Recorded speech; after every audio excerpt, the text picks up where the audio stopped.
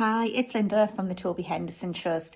As most of you are most likely aware, it is National Carers Week this week, and at the Trust we have been using our social media platforms to try and give lots of tips on how you can look after yourself as a carer.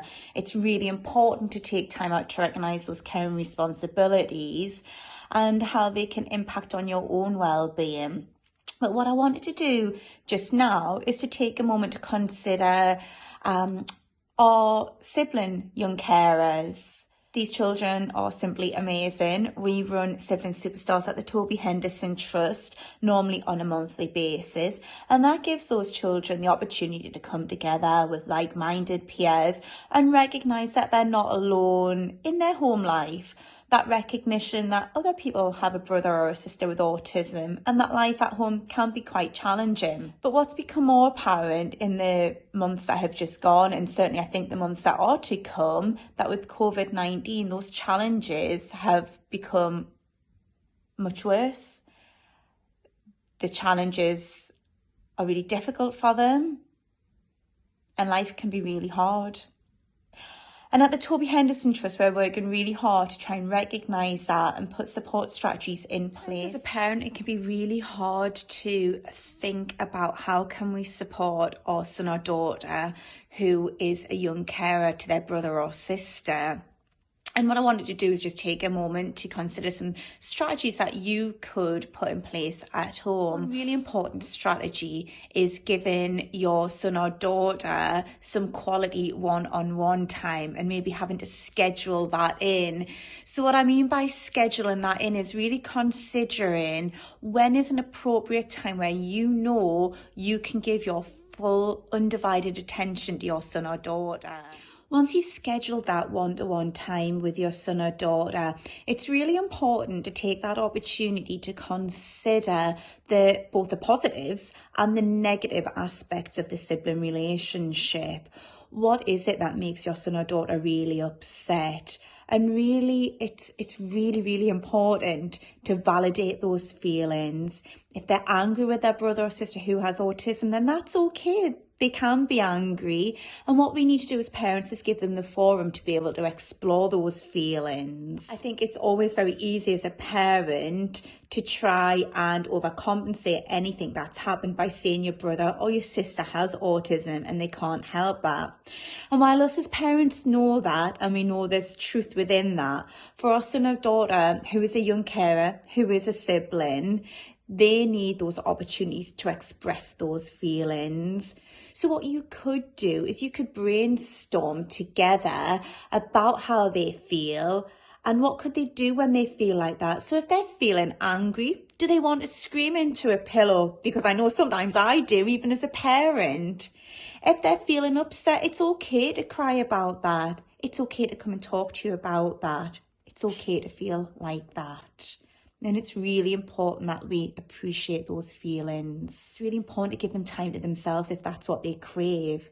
And for us as parents to consider how can we facilitate that. It's extremely hard. It really is. But is it that we give them some space in their bedroom? That's their private time. Is it that we provide a safer opportunity in the garden, somewhere, a safe space where it's just for them? And again, I appreciate that's really hard when you have a child with autism who has no personal space awareness.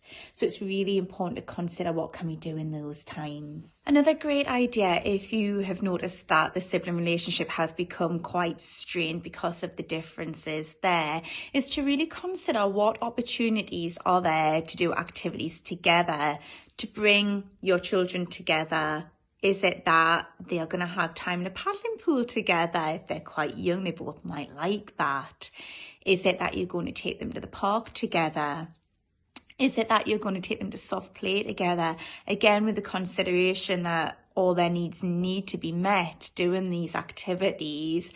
But having those opportunities to spend quality time together and really build on those relationships is fantastic for both your children. Really important part of that sibling relationship, especially when you've got one child with autism, is to really celebrate all the positives as well.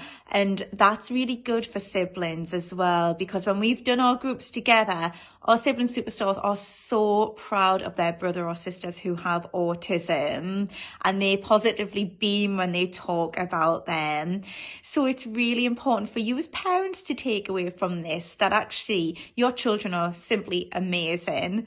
They love their brothers and sisters and they are so proud of them, but we must give them the opportunities to feel the sadness that we do as carers as well, to really consider how to look after their own mental health, their own well-being. What can they do for that? So we did this very lovely session not long ago with our sibling superstars before we went in lockdown, where they brainstormed together all the different things that they could do, and we actually made a self-help guide for the siblings from what they had said to us. So we will have this on our website and we can also email it out to you if you'd like a copy. But our sibling superstars thought of some wonderful ideas when they were feeling a little bit overwhelmed. They could ask Alexa to tell them a joke. They could have a lovely warm or hot bubble bath. They could chill in the bedroom by themselves. Or they could message or FaceTime one of their friends or families. They were going to try and get a good night's sleep because they recognise that whilst that can be really hard, then that does help them cope much better on a day-to-day basis. They said that they could watch one of their favourite movies or TV shows, and a one that they particularly liked and we enjoy doing at Toby House is making slime together. They know that they can ask their parents for hugs, and they can also ask their brother or sister for a hug as well.